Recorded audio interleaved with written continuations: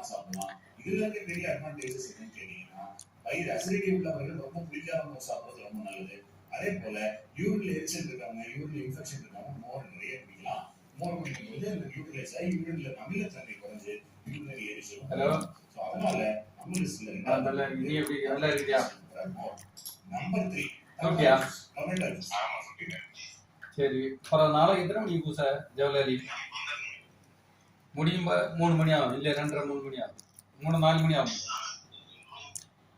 2 எல்லாம் முடிஞ்சு சாப்பாடெல்லாம் முடிஞ்சு வரும்போது 3:30 ஆகும் இல்ல? அப்படியா? சாப்பாடை கையில கொடுத்தா வேணுமோ?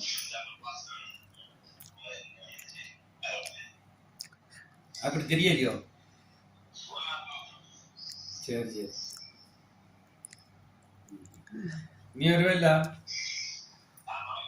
சரி சரி, சும்மா தான் கேட்டேன். 12 மணி